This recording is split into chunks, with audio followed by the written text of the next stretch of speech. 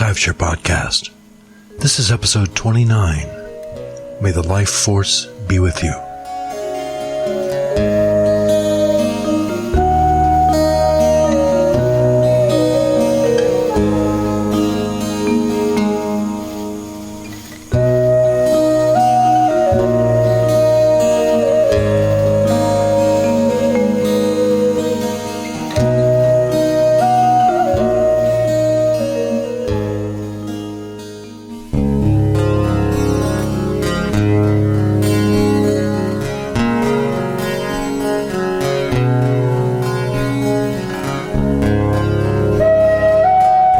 This week's Celtic god is Brun. Brun means raven. He is said to have been so tall that he had to live in a tent because no house had ever been built that had ceilings high enough to accommodate him. He is said to possess the gifts of eloquence and of strategy. He was the High Protector of the British Isles. His severed head was said to have kept talking until it was buried. Although one legend has it that his head was returned to Wales and buried, another legend has it that it was buried near the Tower of London, and the famous ravens at the tower now watch over him and the British Isles. Alders and elders are trees that are associated with Brun, and ravens are his sacred birds. Invoke Brun when you need fierce strength and determination in the face of a challenge. If Brun enters your life, expect to fight for a just cause.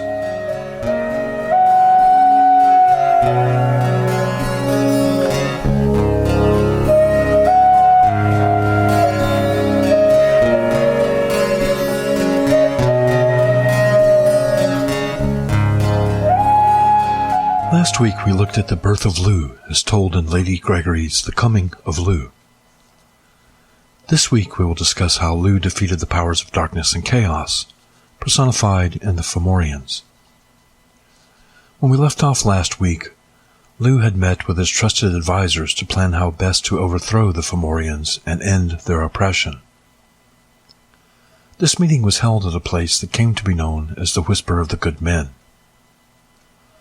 The men attending the meeting represented all professions and all stations in life, and together they formulated a plan for conquering the Fomorians and agreed to meet again on that spot in 3 years. The story then fast-forwards to a great assembly of the children of Danu, being held on the Hill of Ishnak, on the west side of Chawar. The Hill of Ishnak is a real place. It had been used in times past as a gathering place for the Beltane rites. The Belfire was built atop the hill, so it's possible that the story here is speaking of Beltane, or as it is known in Ireland, Belchenia. The Hill of Ishnak was believed at this time to be the center of Ireland, so any fire lit there would symbolically shine throughout the entire land.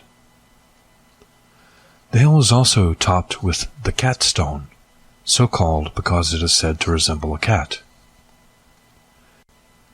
In ancient times, it was called the nwyfre, meaning the Stone of Divisions of Ireland, because the corners of all 5 provinces of Ireland met at that one stone. If we view this story as a metaphor for the way of the Taibhsear, or the journey of a shaman, we have Nua's assembly of the children of Danu happening on Beltane. This is one of the 2 times of the year when the veil is the thinnest, the other being Samhain. If we view the Fomorians as the powers of chaos from the other world, then it would only make sense to do battle with them when the veil is the thinnest. The gathering place at the Catstone, or nwyfre, is the place where all the provinces of Ireland meet. When standing at the Catstone, you are standing in all the kingdoms of Ireland at once. For one seeking the way of the Taibhsear, the lesson here is that everything has a proper time and a proper place. By holding the gathering at the Hill of Ishnak, the children of Danu were gathered at a place of no place, and a time of no time. They were at one with the magical in-between places in the world that are neither one thing nor another. Such places unmake the world in preparation for making something different. By being in a place of no place, in a time of no time, you're at all places at once, and all times at once. Making and unmaking in this manner is a skill of the Taibhsear. As the people of Chowar were gathered at the Catstone, they see an armed troop coming from the east, led by Lugh. Lugh's face was so bright that they were not able to look at him. Lugh, as a sun god, rising in the east on Beltane, is a symbolic way of saying that a new era is dawning for the people of Chowar. Lugh is accompanied by his foster brothers, the sons of Manannan. Manannan MacLear is the Irish god of the sea. The riders that accompany Lugh are from the land of promise, or Tir na nO, the land of the Sidhe, or the fairy people. This means that those who accompany Lugh are themselves walkers in the way of the Taibhsear, or vision seekers and shamans. Lugh rides upon Manannan's horse, Anavar, the one of the flowing mane. This is a horse who can be seen riding on the waves as well as on the dry land. Anavar, in addition to being Manannan's horse, was also the guardian of the city of Phalias. You may remember from episode 27 of the podcast that the gift of the city of Phalias was the Stone of Fall, which determined the rightful ruler of Ireland. It did so by crying out when the rightful king sat upon it. So Lugh's steed in this story is the guardian of the city where the stone of kingship came from. Anavar guarded this stone until it was taken from the city of Phalias and brought to Chowar.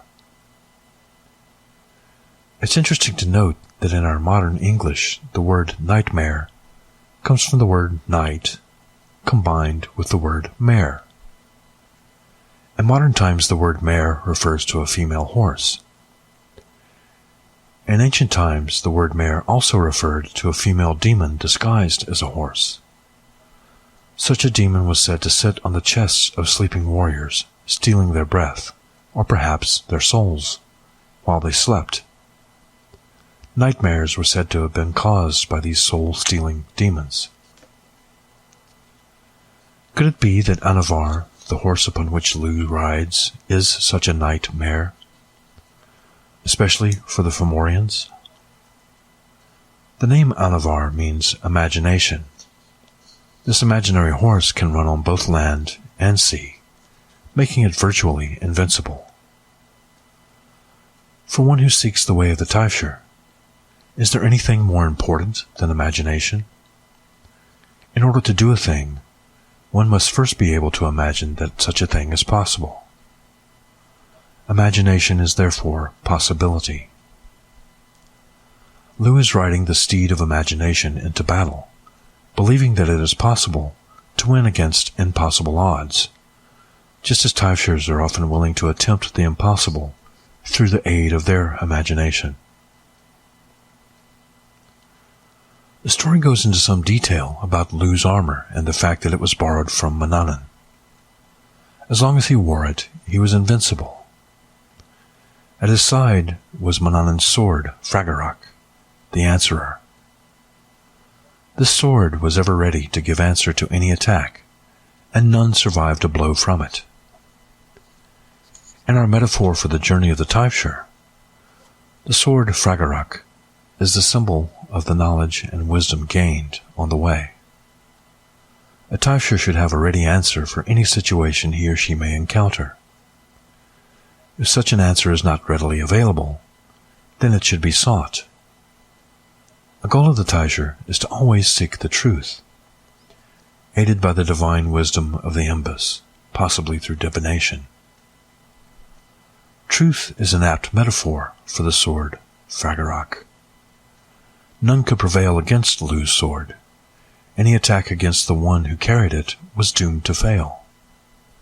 Likewise, when armed with the pure truth, nothing can prevail against you. As Lugh and his troops arrive at the hill, they are greeted by Nua and the rest of the children of Danu. Shortly afterwards, the Fomorians arrive seeking their tribute. The description of this army of Fomorians fits their role as archetypes of chaos. They're slovenly and surly. But as they approach King Nua and his court, the king rises before them as a sign of respect. Upon seeing this gesture, Lu asks, "Why do you rise up before that surly, slovenly troop when you did not rise up before us?" Nua replies, "It's needful for us to do it. For if it was but a child of us sitting before them, they would not think that too small a cause for killing us." Lu and Nua debate whether or not to attack the Fomorians for a while. Then Lu attacks and defeats 8 knights of them, leaving the rest alive to go tell their countrymen what happened. They go back to Baelor's court and tell him what has happened, and Baelor asks, "Do you know who this young man is?" Baelor's wife Caitlin tells him, "He's the son of your daughter and mine, and it was foretold," she said, "that from the time he would come into Ireland we would never have the power there again, forever." This portion of the story, as a metaphor for the way of the Taibhsear, involves how we face our fears and defeat them. We all have darker chaotic impulses. Fear, anger, hatred, and other dark emotions are just as much a part of us as the love and the light. But the way to defeat these emotions is not to bow down before them.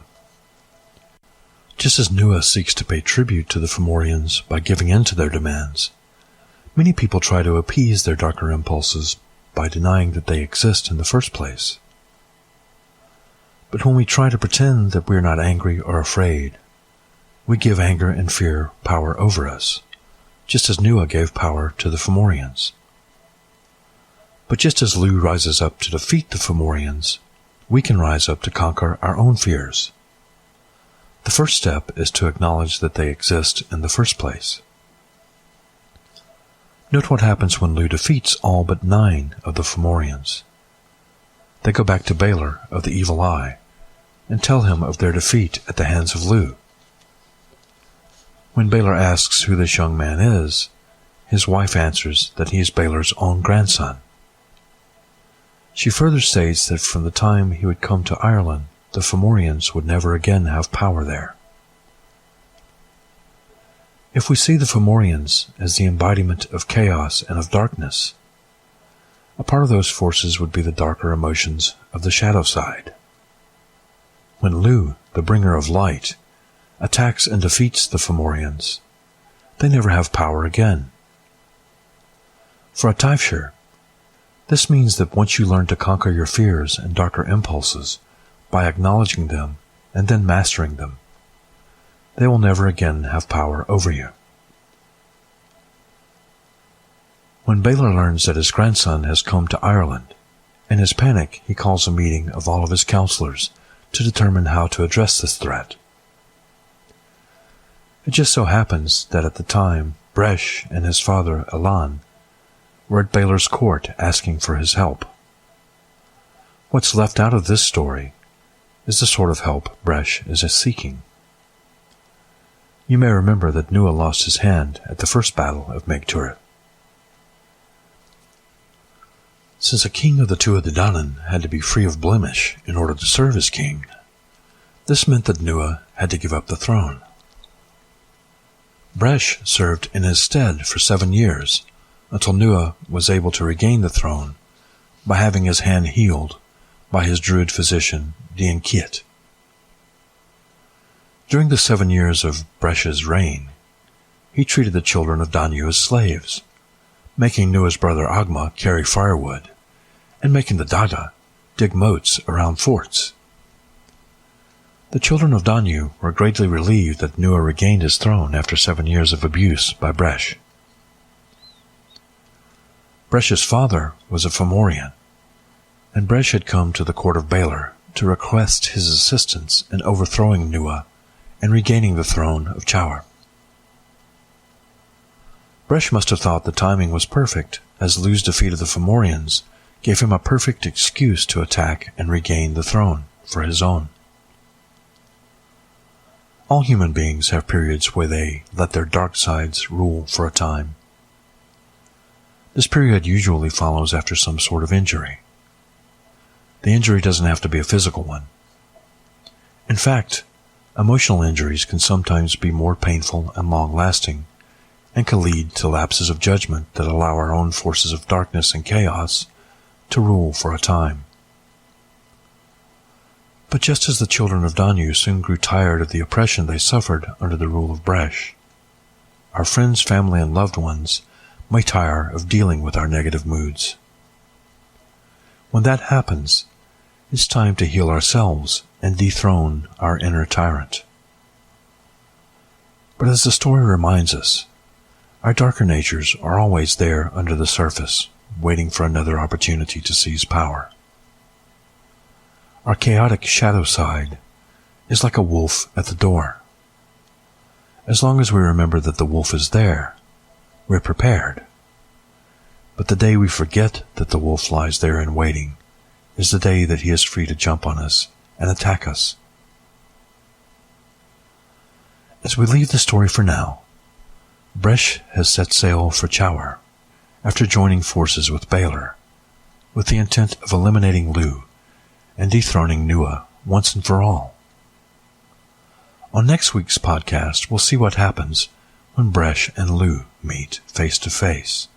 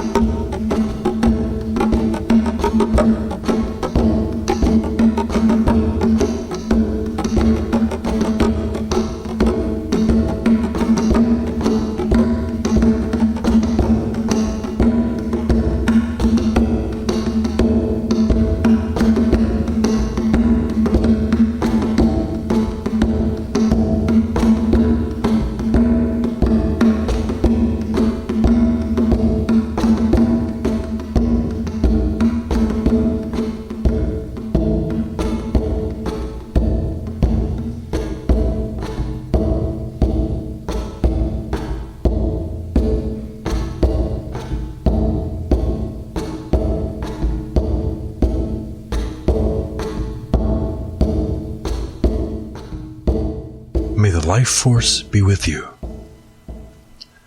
The word neart is a Scots Gaelic word, neart in Irish Gaelic, and nwyfre in Middle Welsh. It means life energy or vigor. I prefer personally to use the word nwyfre just because I think it sounds better than neart.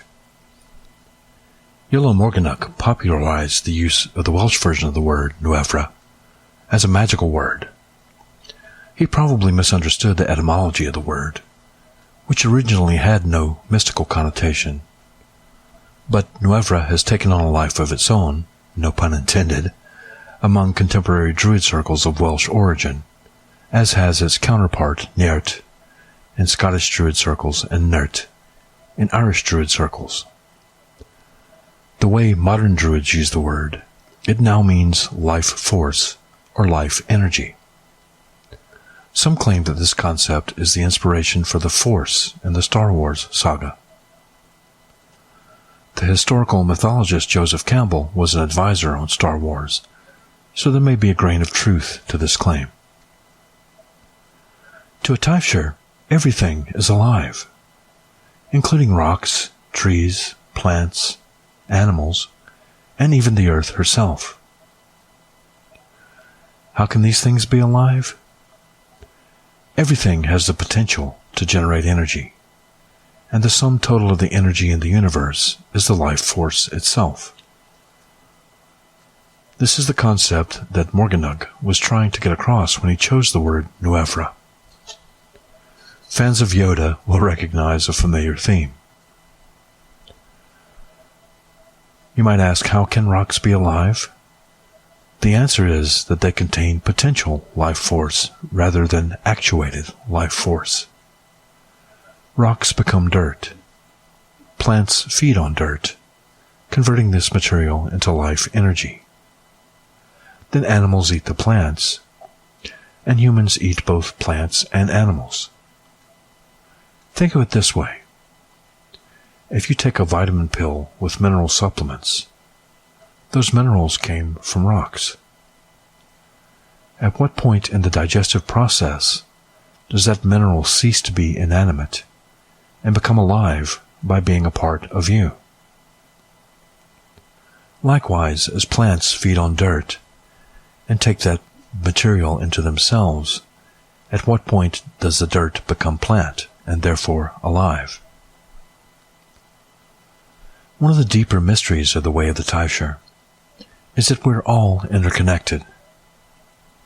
A quote attributed to Chief Seattle of the Suquamish tribe says that we are all a part of the web of life, and what we do to others, including our four-legged brothers and sisters, we do to ourselves as well.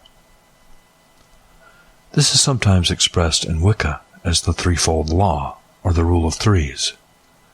What you do comes back to you threefold. This is also evident in the law of karma. When a Taibhsear talks of magic, she is referring to the use of the life force of the nwyfre to achieve a desired end. One of the shades of meaning of the word nwyfre is the idea of weaving. When we walk in the way of the Taibhsear, or the way of the Druid, we are energy weavers. So Taibhsears are the ones who weave the life force to evoke changes within themselves. These inner changes lead to a higher consciousness and a deeper connection to nature and to others. There's a massive iron and nickel core at the center of the Earth. This core rapidly rotates, generating electromagnetic energy. The center of the Earth is a giant magnet. This magnet acts on the Earth itself. That's why we have a North Pole and a South Pole. The magnetic field generated by the Earth's core is the reason life itself is possible on Earth. Without the protection of the Earth's magnetic field, we would all die from cosmic radiation poisoning. Science is only now beginning to understand the complex interplays of this energy in this magnetic field and how it generates life on and beneath the surface of the Earth. but there's evidence that our ancient ancestors understood and used these energies to their own benefit. These energies are called telluric energies, from the Latin tellus, meaning earth. The British amateur archaeologist Alfred Watkins created the concept of ley lines in 1921. He noticed that many of the sacred sites of the British Isles seemed to line up with each other. He called these straight lines ley lines because so many of the lines pass through places with variations of the word ley in their name: Wembley, Groveley, Abbottsley, etc., etc. He therefore concluded that these places were named according to these ley lines. Watkins theorized that ley lines were where the telluric energies of the earth were particularly strong.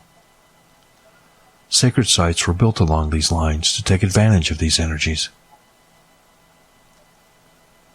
In ancient mythologies from many cultures around the world, snakes and dragons represent these telluric energies. The Celtic horned god Cernunnos is sometimes depicted holding snakes, and he is also sometimes depicted with snakes in place of legs.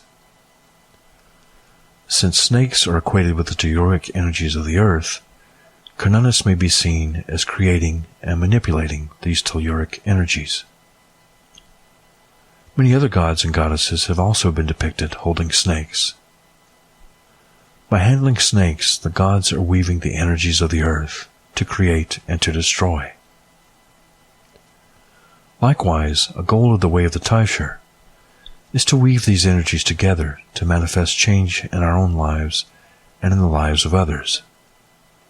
Ultimately, these telluric energies are the source of all life on earth. They are the nwyfre, the life force. As you spend time outdoors this week, see if you can detect any differences in the energies you sense from different locations. Do some places just feel more right to you than others? How does the energy of each place manifest itself within you? How can you sense it in your body, in your mind, and in your spirit? In whatever way you sense it, may the life force be with you.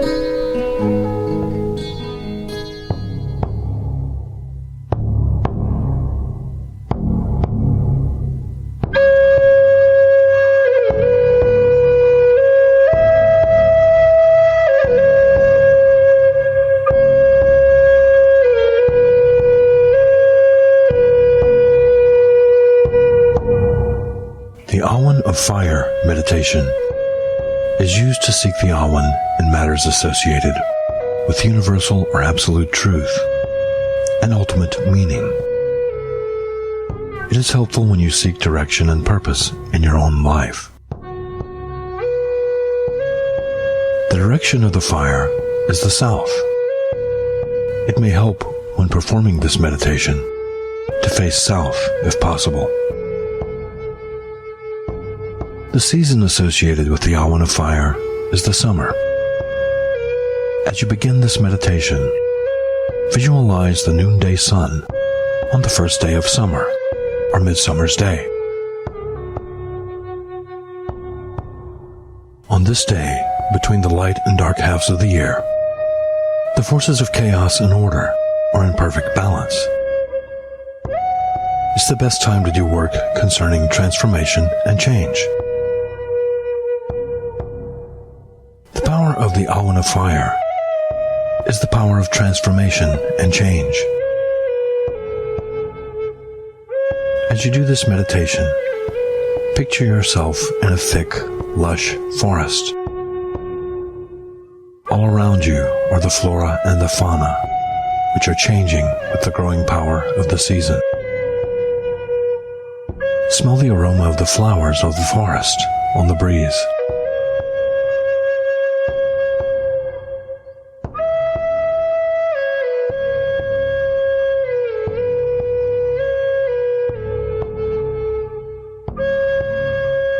Feel the warmth of the sun on your face and the cool textures of the earth beneath your feet. Hear the wind in the trees and the songs of the birds who dwell in the forest as you sink more deeply into the meditation.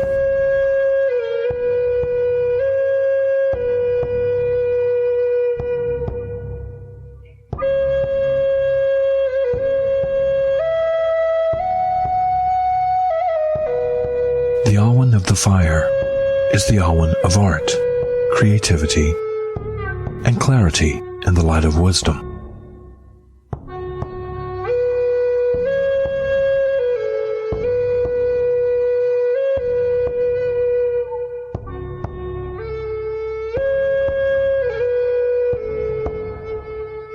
What action do you need to take in your own life to bring about clarity, creativity, and transformation?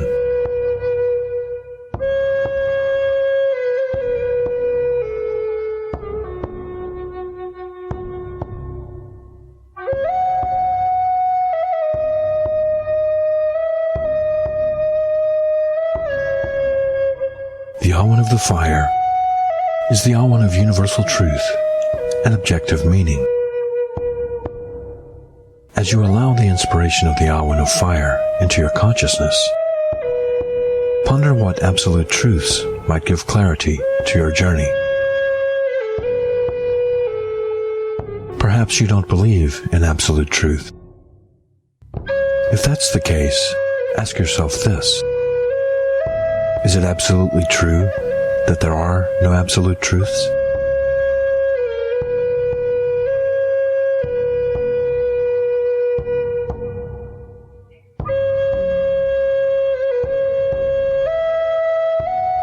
The awen of the fire is the awen of the artisan. Allow the inspiration of the awen of fire to burn within your conscience, transforming your mind with its wisdom. Like the fires of the blacksmith's forge, allow this transformative power of the awen of fire to burn away any impurities from your own consciousness, so that you may achieve clarity and truth in your endeavors.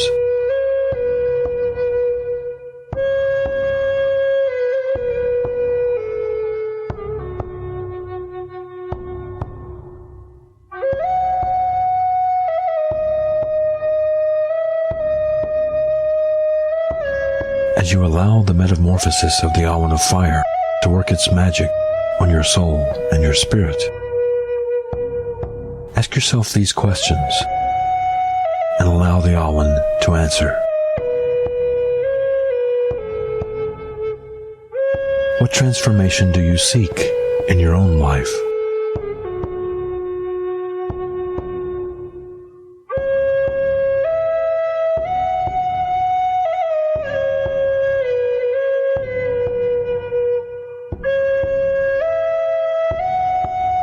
How can the awen of fire lead you to the truths that will allow this change to take place?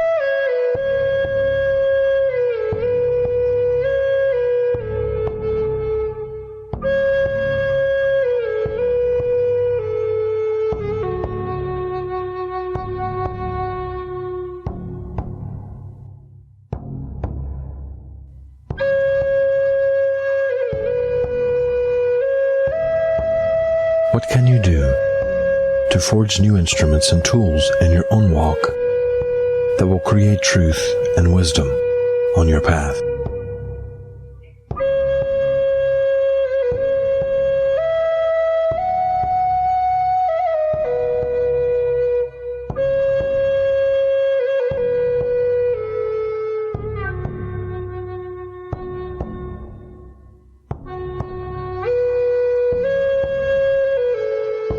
The artisan knows the ways of all things and uses them to create her art.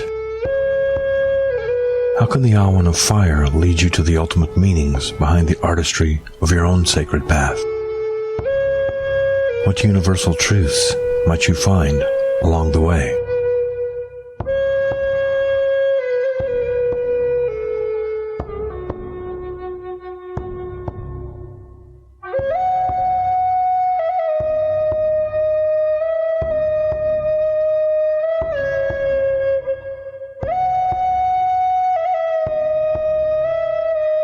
Ley of the Long Hand rules the awen of fire.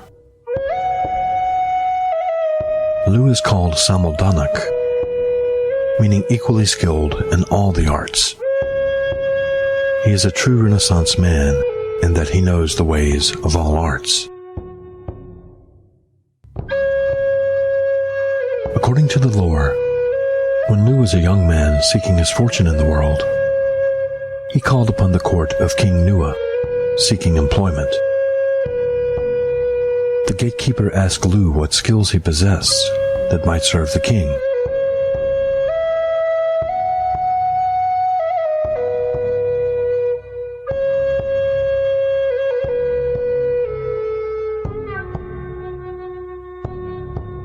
Ley named off his skills one by one, and each time the gatekeeper answered that King Nua already had someone serving in that capacity.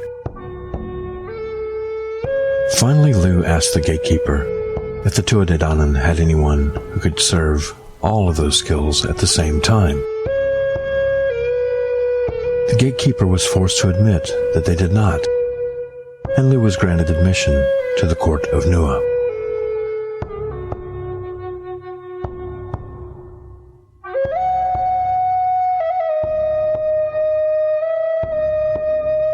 Ley thus joined the court and was appointed Olaf Érenn, a title that means the most great or the most skilled of Ireland.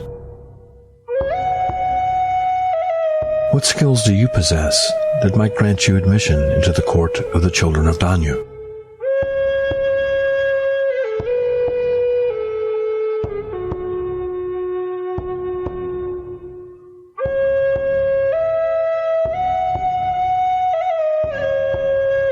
How might the Awen of Fire lead you to develop these skills in perfect truth and perfect wisdom?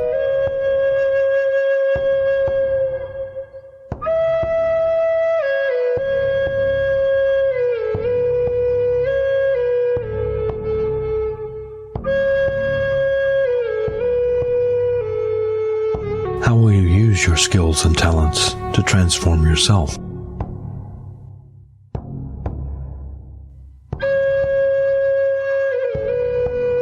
To transform others?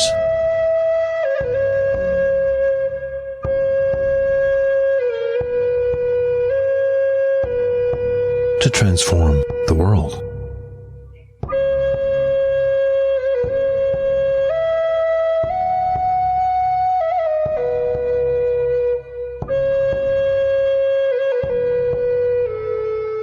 Daniel's gift from the Awen of the Fire is the Spear of Lu. No battle was ever sustained against it, or against any man or any woman who held it. What is your Spear of Lu? What invincible metamorphosis can the Awen of Fire bring to you?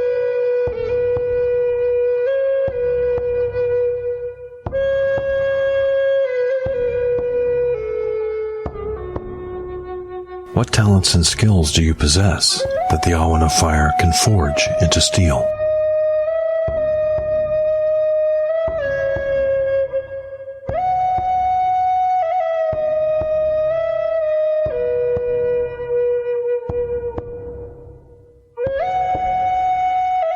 How might Lu's Spear of Skill and Truth aid you in your quest for the ultimate truth and meaning in your life?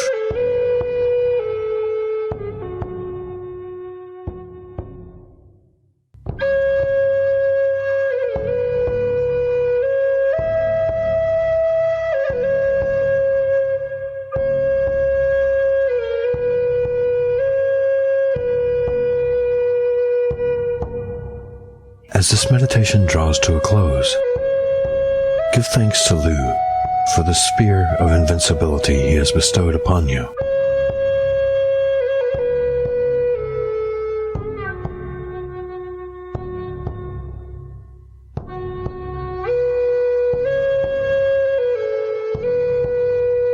When you are at peace, end this meditation and know that you have forged a spear today in the fires of the Awen that will help your talents, skills, and gifts to serve you in absolute truth and ultimate creativity.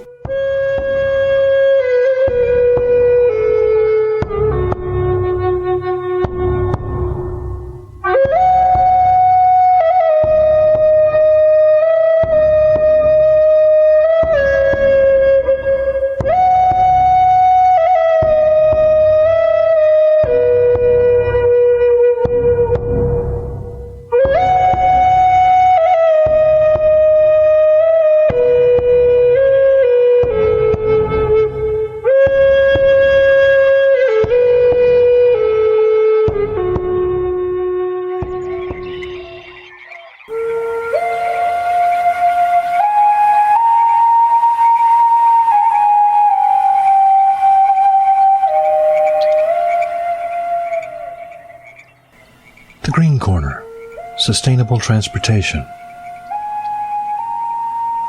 The 2006 documentary Who Killed the Electric Car may have led you to believe that totally electric cars can no longer exist. Contrary to popular opinion, though, electric vehicles, or EVs, are alive and well. So is an EV right for you? There are three basic categories for electric cars. Production electric cars, which are factory-made and ready to drive. Conversion and kit electric cars for the do-it-yourselfer. And neighborhood electric cars, good only for short trips around the neighborhood. In order to determine which type is right for you, consider how you plan to use it, whether or not you're willing and able to sacrifice some sweat equity to save money by building it yourself, and whether some other alternative fuel vehicle might be a better choice for you. Electric vehicles are recharged by plugging into your home power supply. Therefore, while electric cars have no tailpipes, and consequently no vehicle emissions, they may still contribute to pollution if you buy electricity from a power plant that burns a lot of coal or other fossil fuels. If carbon sequestration eventually becomes a reality, then this will be less of a factor. And of course, if and when more solar power and wind power generators come online, the grid will get cleaner. If you have your own solar panels or wind generator, you can be assured that your EV is truly running on clean energy. Just 10 solar panels provide roughly enough electricity to power 12,000 miles of electric vehicle driving each year. Such a charging station could provide a full battery charge for most compact electric vehicles in 4 to 8 hours, assuming the weather cooperates. Compared with a gasoline-powered vehicle that gets around 20 miles per gallon, solar electric panels charging an electric car will pay for themselves in around 2 to 4 years. If you spread that cost over 20 years, this would be the equivalent of paying about 30 cents per gallon for a gasoline-powered vehicle. In the average EV, you can travel about 25 miles on 5 kilowatt hours of electric power. Based on today's average utility prices, that works out to approximately 1.5 cents per mile. If a gasoline-powered car can get 20 miles per gallon at $3 per gallon for gas, that works out to about 15 cents per mile. That means that electric cars cost about 1/10 as much as a gasoline-powered car to operate. How about the range on EVs? The average commercially produced EV has a range of about 50 to 100 miles before needing to be recharged. The majority of Americans drive less than 50 miles per day. For those of us who don't drive that much, an electric car may be a clean, affordable alternative. If you drive more than 100 miles per day, you may want to consider a hybrid or other alternative fuel vehicle rather than an EV.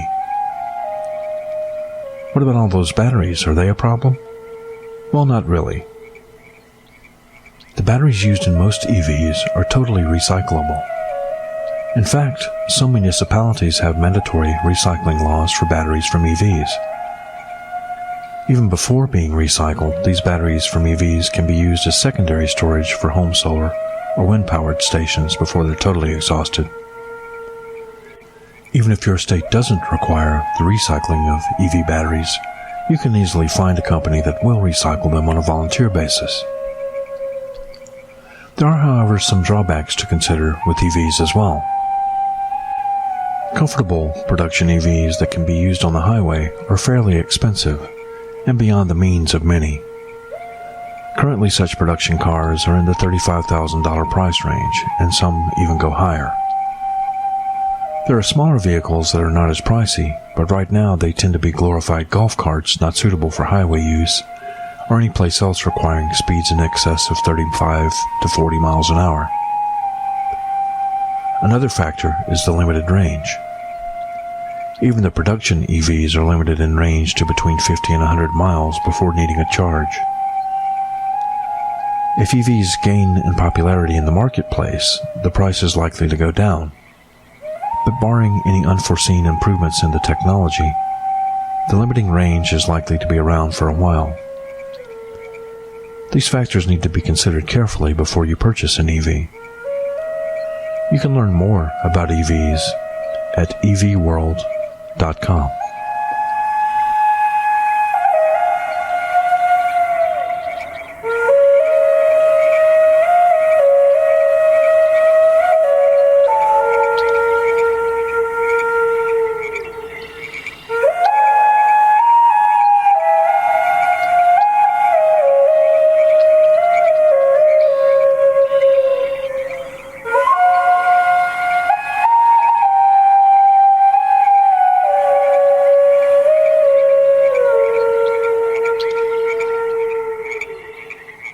In the way of the Taibhsear, we use the Celtic tree alphabet known as the Ogham.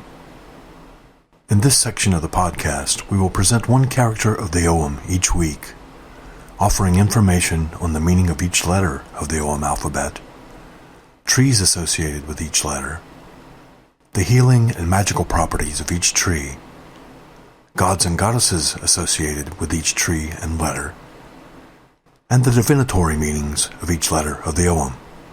Since we will be discussing medicinal uses of the plants in this segment of the podcast, please remember that herbal medicine requires caution and practice.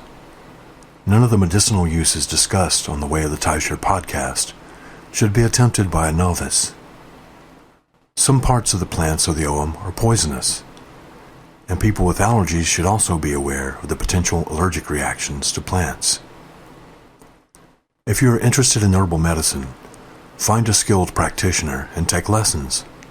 Do not attempt to use medicinal plants without the supervision of an expert.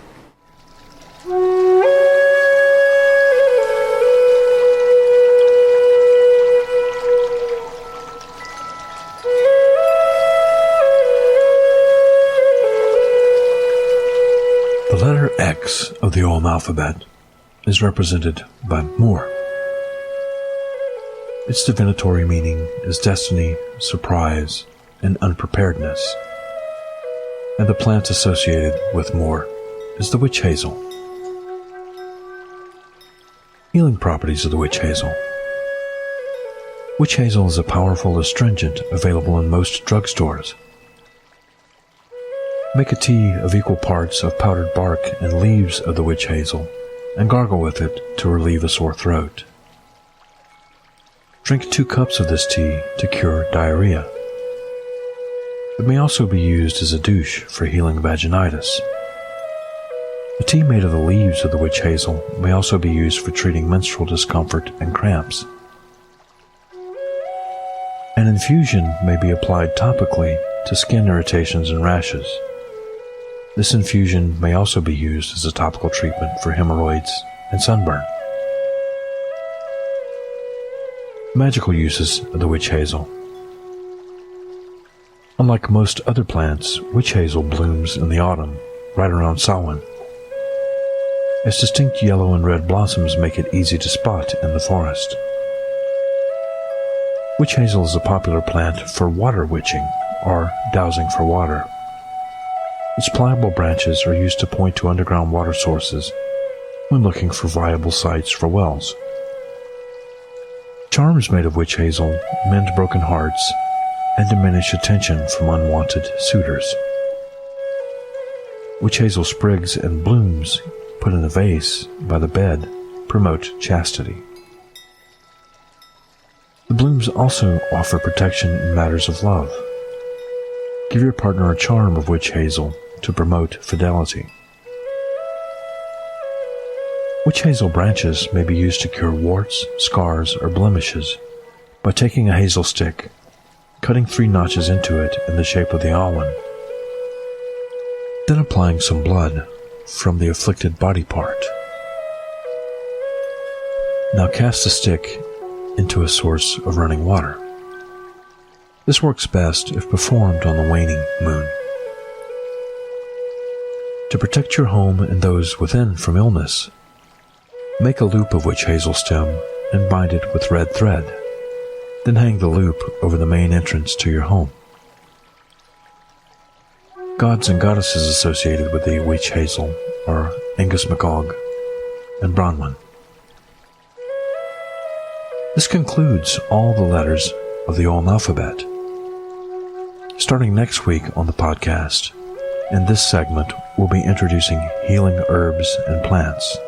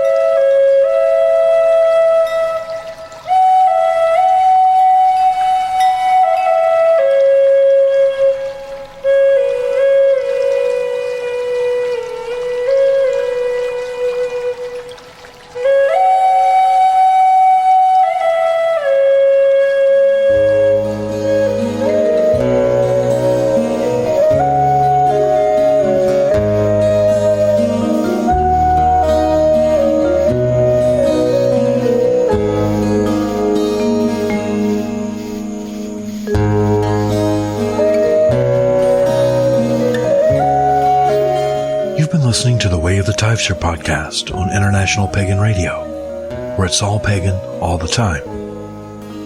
This has been episode 29. May the life force be with you. The Awan of Fire meditation featured on this episode is from the album Druid Meditations on the Awan, available at Amazon and iTunes and at International Pagan Radio's website at internationalpaganradio.com. The Way of the Taibhsear is the official podcast of the Order of the Taibhsear. You can learn more about us at Taibhsear.com. The Way of the Taibhsear is a podcast about Druidry and paganism as practiced by the Order of the Taibhsear. Paganism is a wide and diverse community, and we don't claim to speak for all pagans. You can get in touch with us at the podcast at podcast@taibhsear.com. That's podcast at taibhsear.com. The Way of the Taibhsear is sponsored by Elder Grove Seminary, offering the best in pagan education with online bachelor's, master's, and doctoral degrees in ministry and divinity. Learn more about Elder Grove Seminary at eldergrove.org. Until next time, blessings of the ancestors.